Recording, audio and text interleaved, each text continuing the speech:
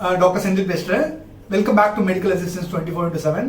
இன்னைக்கு நம்ம பார்க்க போகிற டாபிக் வந்து அண்டர்ஸ்டாண்டிங் பேக் பெயின். உங்களுக்கு தெரியுமான்னு தெரியல, back pain is one of the most commonest cause of hospitalization all over the world. Hospital விசிட்ஸ்க்கே வந்து பார்த்தீங்கன்னா நிறைய பேர் வரதுக்கு காரணம் வந்து ஆல் ஓவர் த வேர்ல்டே வந்து பேக் பெயின் தான் சொல்கிறாங்க. ஜென்ரலாக ஒரு 50-60 இயர்ஸ்க்கு மேலே பார்த்தீங்கன்னா அந்த பேக் பெயின் வந்து ஜென்ரலாக அவாய்ட் பண்ண முடியாமல் ஒரு பார்ட் ஆஃப் லைஃப் ஆகிடுது. ஸோ அதை பற்றி தான் நம்ம பார்க்க போகிறோம் இந்த வீடியோவில் டீட்டெயிலாக. பேக் பெயின் வந்து it's not only happens because of the problem in the spine but also because of the lifestyle disorders. So அது என்னென்ன மாதிரி காரணங்களால வருது, அதுக்கு என்னென்ன மாதிரி ட்ரீட்மெண்ட் இருக்குது, பேக் பெயின் இருக்கவங்க எல்லாருமே ட்ரீட்மெண்ட் தான் எடுக்கணுமா, இல்லை ஜென்ரல் மேனேஜ்மெண்ட் மெஷர்ஸ் மூலியமாக அதை சரி பண்ணிக்க முடியுமா, இல்லை ட்ரீட்மெண்ட் எடுக்கக்கூடிய அந்த ரிமைனிங் 5% ஆஃப் பீப்புள்ஸ் வந்து என்ன மாதிரி சிம்டம்ஸ் தெரிஞ்சால் அவங்க டாக்டர் கன்சல்ட் பண்ணணும், what are the red flax when they should consult the doctor, அதே மாதிரி what are the treatments available overall அப்படின்றத பற்றி டீட்டெயிலாக இந்த வீடியோவில் பார்க்க போகிறோம்.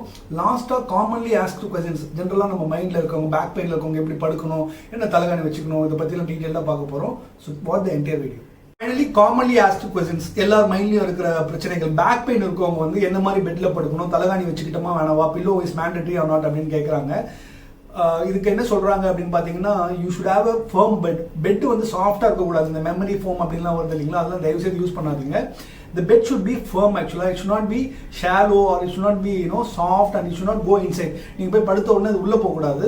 அதே மாதிரி பில்லோ வந்து இட்ஸ் வெரி வெரி மேண்டட்ரி. ஏன்னா நம்மளோட பாடி ஸ்ட்ரக்சர் அனாட்டமியே வந்து அது அப்படிதான் இருக்கு. So you should have a soft pillow. So உங்களோட head is little raised above the body level, அது ரொம்ப ரொம்ப முக்கியம். லையிங் ஆன் த ஃப்ளோர், சில உணவு மித்து என்னன்னா பேக் பெயின் இருக்கவங்க ஃப்ளோரில் தான் படுக்கணும், தரையில் தான் படுக்கணும் அப்படின்னு சொல்லுவாங்க. Lying in the floor can be beneficial to some peoples ஆக்சுவலாக. பட் அதனால வந்து உங்களுக்கு பேக் பெயின் கம்மியாகுமான்னு சொல்ல முடியாது. சில பேருக்கு அப்படி படுக்கும் போது பெட்டராக இருந்துச்சுன்னா டெஃபினட்டாக அவங்க தரையில் படுக்கலாம். பட் எல்லாருமே அதுக்கு தரையில் தான் படுத்தா தான் உங்களுக்கு பெட்டர் ஆகும் அப்படின்றது வந்து இட்ஸ் எ மித்.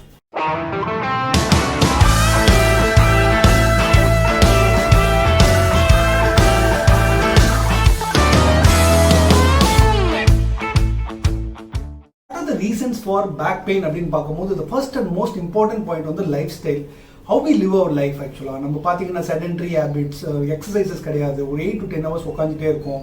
சாஃப்ட்வேர் கம்பெனியில் நிறைய ஒர்க் பண்ணுறாங்க, இப்போ ஒர்க் ஃப்ரம் ஹோம் இருக்கிறதுனால ஃபிசிக்கல் ஆக்டிவிட்டி எல்லாமே கம்மியாயிடுச்சு. ஸோ அதனால் லைஃப் ஸ்டைல் வந்து பார்த்தீங்கன்னா almost 80% of the causes of back pain அப்படின்னு சொல்கிறாங்க. ரெண்டாவது வந்து பிகாஸ் ஆஃப் சம் ப்ராப்ளம்ஸ் இந்த ஸ்பைன், உங்கள் ஸ்பைனில் வந்து ஏதோ கட்டியோ இல்லை ஏதோ டிசீஸ் இருக்கிறதுனால கூட ப்ராப்ளம் வரலாம். மூணாவது பார்த்தீங்கன்னா because of the way you are physically designed, உங்க பாடியே டிசைனாக இருக்கிறதே வந்து it can lead to some back pain or some correction in future. So இதுதான் வந்து முக்கியமான காரணம். பேக் பெயின்ன்ற ஒரு டிசீஸ் வந்து அதிகமாக உதாசீனப்படுத்தக்கூடிய வியாதி. எல்லாருமே வந்து பார்த்தீங்கன்னா அது அப்படியே தான் இருக்குது, ரொம்ப வருஷமாக எனக்கு இந்த பேக் பெயின் இருக்குன்னு சொல்லிட்டு ரெஸ்ட் எடுப்பாங்க, இல்லை ஒத்தரம் கொடுப்பாங்க, இது மாதிரி ஜென்ரலாக பண்ணுவாங்க. பட் ரிசர்ச்சர்ஸில் என்ன சொல்கிறாங்கன்னு பார்த்தீங்கன்னா, ஒரு 100 பேக் பெயின் இருக்க பீப்புள்ஸை எடுத்து பார்த்தீங்கன்னா 95% ஆஃப் பீப்புள்ஸ்க்கு வந்து ட்ரீட்மெண்ட்டே தேவை கிடையாது அப்படின்னு சொல்கிறாங்க. இட்ஸ் அ சர்ப்ரைசிங் ஃபேக்ட் ஆக்சுவலாக. அது எதனால டாக்டர் அப்படின்னு கேட்டிங்கன்னா, ஜென்ரலாக அவங்களோட போஸ்டர், பொசிஷன், ஆக்சுவலாக எப்படி உட்காடுறாங்க, அவங்களோட லைஃப் ஸ்டைல், இது எல்லாத்தையும் மாடிஃபை பண்ணும் போதே அந்த பேக் பெயின் வந்து 95% of peoples out of 100 peoples வந்து சரி பண்ணிடலாம் அப்படின்றாங்க. And remaining 2 to 5% of peoples தான் டாக்டர் போய் கன்சல்ட் பண்ணணும்னு சொல்கிறாங்க. அந்த 2 to 5% ஆஃப் பீப்புள்ஸ் வந்து only 50% of peoples are advise for surgery அப்படின்னு ஒரு சர்ப்ரைசிங் ஃபேக்ட் கொடுக்குறாங்க. அது எப்படி மேனேஜ் பண்ணுறதை வந்து நம்ம பார்க்கலாம் டீட்டெயிலாக. What is back pain, what are the treatments available for back pain அப்படின்னு பார்த்தீங்கன்னா, the first and foremost treatment நான் முதல்ல சொன்ன மாதிரி changes in lifestyle that plays a very crucial role actually in treatment of back pain. சின்ன சின்ன modifications, the change in the way you sit actually, எப்படி உட்காருங்களோ அதை ஒரு லைட்டாக மாடிஃபை பண்ணி உட்காருறது, your posture, your position, your fitness level, your exercise, இது எல்லாமே ரொம்ப ரொம்ப ரொம்ப இம்பார்ட்டன்ட் ஆக்சுவலாக. இந்த பேராமீட்டர்ஸை கரெக்ட் பண்ணாமல் நம்ம ஒரு டாக்டர் போய் மீட் பண்ணுறது வந்து இட்ஸ் ஸ்ட்ரிக்ட்லி நாட் அட்வைசபிள் ஆக்சுவலாக. பட் ஜென்ரலாக பீப்புள்ஸ் என்ன பண்ணுவாங்கன்னு பார்த்தீங்கன்னா, பேக் பெயின் அப்படின்னு வந்த உடனே கூகுள் ஓப்பன் பண்ணி பெஸ்ட் ஸ்பைன் டாக்டர் இன் சென்னை அப்படின்னு போடுவாங்க. போட்டுட்டு அந்த டாக்டர்கிட்ட ஒரு அப்பாயின்மெண்ட் வாங்கி அந்த டாக்டர் போய் பார்ப்பாங்க. டாக்டர் ஃபுல்லாக எக்ஸாமின் பண்ணிட்டு you may be requested to take some MRI scans or CT scans ஆக்சுவலாக. அதை பார்க்கும்போது அதுக்கு கொஞ்சம் சேம் சேஞ்சஸ் தெரியும். That will make you more worried. ஏன்னா ஸ்பைனில் வந்து ஏஜ் ரிலேட்டட் சேஞ்சஸ் தெரியும். நம்ம இத்தனை வருஷமாக நம்ம பைக்கில் போனது, நம்ம அதை ஸ்ட்ரெயின் பண்ணது எல்லாமே வந்து அது light modifications or light changes தெரியும். That will make you more worried actually.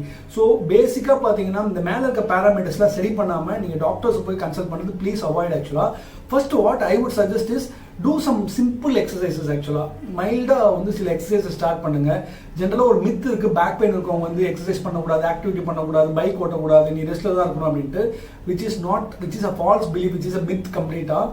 Back pain ரொம்ப மைல்டாக இருக்கவங்க ஒரு ரெஸ்ட் எடுத்து சப்சைட் ஆகுது அப்படின்னா அவங்களோட பேக் மசில்ஸ் வந்து வீக்காக இருக்குன்னு அர்த்தம். they have to start activity, they have to go for some gym actually, they can go for swimming. இதெல்லாம் பண்ணும்போது இந்த பேக்ல இருக்க மசில்ஸ் வந்து ஸ்ட்ரென்தன் ஆகும்.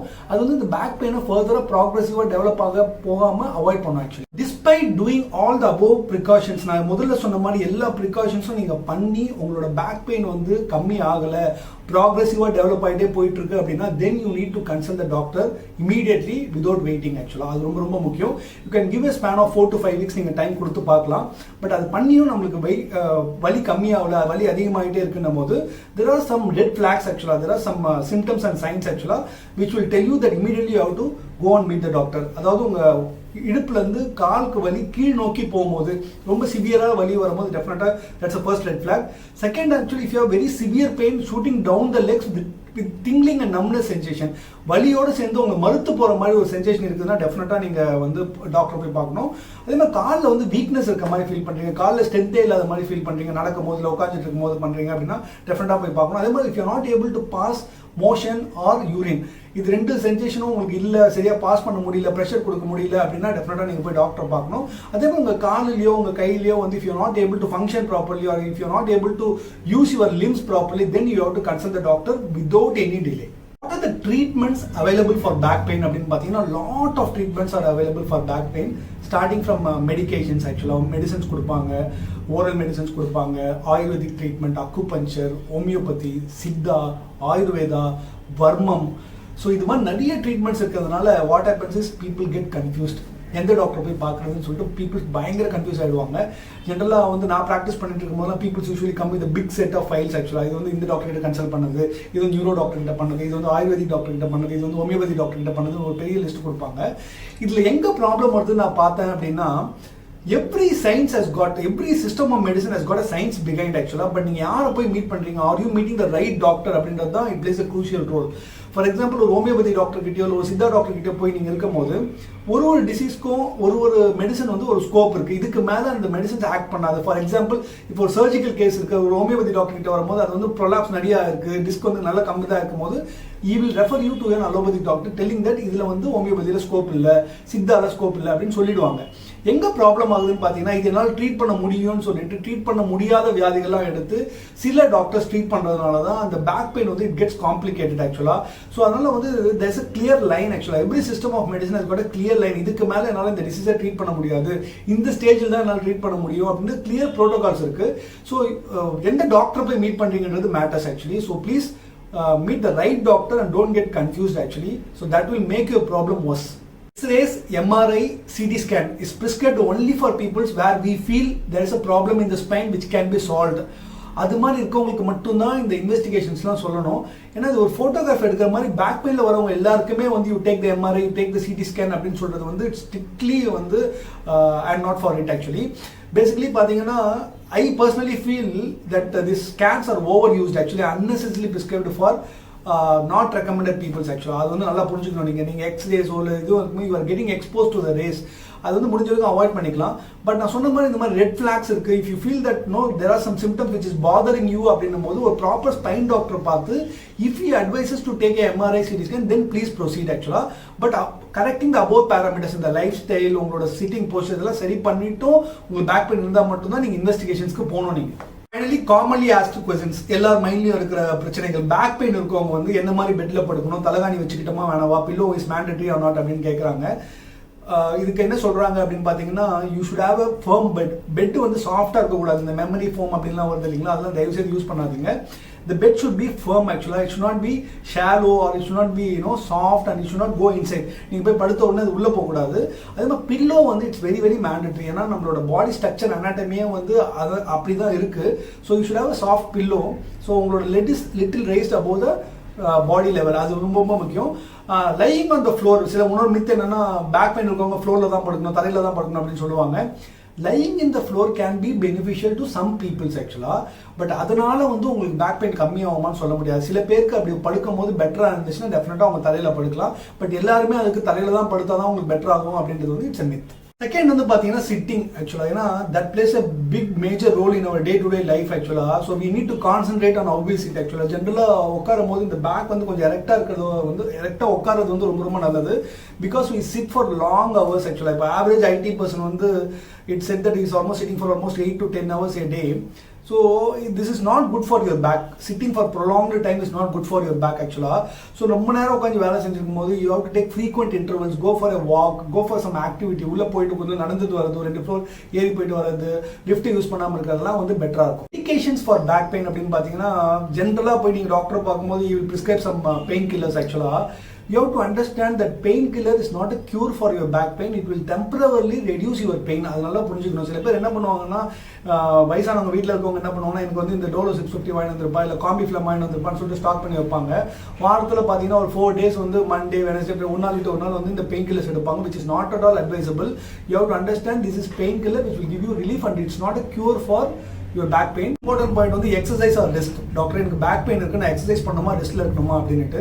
நான் முதல்ல சொன்ன மாதிரி if you have back pain, general myth வந்து எல்லாரும் என்ன சொல்லுவாங்கன்னா you should not go for any activity, நீ வந்து பெட் ரெஸ்ட்லேயே இருக்கணும், you should not drive 2-wheeler 4-wheeler drive பண்ணாமல் ரெஸ்ட்லேயே பெட் ரெஸ்ட்லேயே அப்படின்னு சொல்லுவாங்க. But the truth is completely opposite ஆக்சுவலாக. You should go for activity, you should go for swimming, jogging, walking. You should go for gym actually where you have to strengthen your back muscles actually. So அது ஒரு trainer போய் பார்த்து ப்ராப்பராக பண்ணணும் ஆக்சுவலாக. So வந்து the truth is completely opposite. பேக் பெயின் இருக்கவங்க தான் they should be more active. Last question வந்து சர்ஜரி நீடட் அப்படின்ட்டு. நான் முதல்ல சொன்ன மாதிரி பேக் பெயின் இருக்கவங்க 90% ஆஃப் பீப்புள்ஸ்க்கு வந்து இது மாதிரி லைஃப் ஸ்டைல் மாடிஃபிகேஷன்ஸ்ல சரியாயிடும். 2 to 5% ஆஃப் பீப்புள்ஸ் தான் வந்து டாக்டரே போய் கன்சல்ட் பண்ணணும். அதில் 50% ஆஃப் பீப்புள்ஸ்க்கு தான் வந்து சர்ஜரி வந்து அட்வைஸ் பண்ணுறாங்க. ஸோ ஸ்பைன் சர்ஜரி வந்து it's very dangerous, not safe அப்படின்றது எல்லாருக்குள்ளேயும் ஒரு மித் இருக்கு. With the advancement in the field of medicine, நம்மளோட மெடிக்கல் ஃபெசிலிட்டிஸ்லாம் அட்வான்ஸ்மெண்ட் ஆகும்போது spine surgery is literally very very safe ஆக்சுவலாக. But rarely we come across complications. அதாவது ரொம்ப காம்ப்ளெக்ஸ் கேசஸ், ஒரு 100 கேசஸில் பார்த்தீங்கன்னா ஒரு கேஸ் 2 கேஸ் வந்து காம்ப்ளிகேஷன்ஸ் நடக்குது. But that is a very rare ஆக்சுவலாக. Which happens in other specialities also. எந்த சர்ஜரி பண்ணும்போதோ 1 or 2% ஆஃப் காம்ப்ளிகேஷன்ஸ் எக்ஸிஸ்ட் ஆக்சுவலாக. தட் இஸ் சேம் பர்சன்டேஜ் தான் ஸ்பைன் சர்ஜரியாக இருக்குது. ஜென்ரல் ஸ்பைன் சர்ஜரி பண்ணிட்டு ஐயோ இது மாதிரி நடக்க முடியாது, உட்கார முடியாது, பெண்ட் பண்ண முடியாது, நடக்க முடியாது அப்படின்னு சொல்லிட்டு பயமுத்துவாங்க. அதெல்லாம் கிடையவே கிடையாது. இஃப் சர்ஜரி வந்து it's done as a last resort where the surgeon or the treating doctor will try to bring you back to the normal life. அதுக்கு தான் வந்து ஸ்பைன் சர்ஜரி அட்வைஸ் பண்ணுறது. ஜென்ரலாக எல்லாருக்கும் ஸ்பைன் சர்ஜரி அட்வைஸ் பண்ணுறது கிடையாது. So spine surgery is literally safe ஆக்சுவலாக. And it is done as a last resort ஆக்சுவலாக. வேறு எந்த மெடிக்கேஷன்ஸும் கொடுக்க முடியலன்னும் போது தான் லாஸ்ட் ரிசார்ட்டாக தான் அதை யூஸ் பண்ணுவாங்க.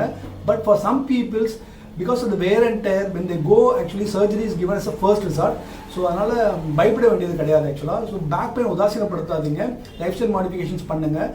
உங்களுக்கு நான் சொன்ன மாதிரி ரெட் ஃபிளாக்ஸ் ஏதாவது இருந்ததுன்னா டெஃபினட்டாக டாக்டர் போய் கன்சல்ட் பண்ணிட்டு சரியான ட்ரீட்மெண்ட் எடுத்துக்கோங்க. தேங்க்ஸ் ஃபார் வாட்சிங்.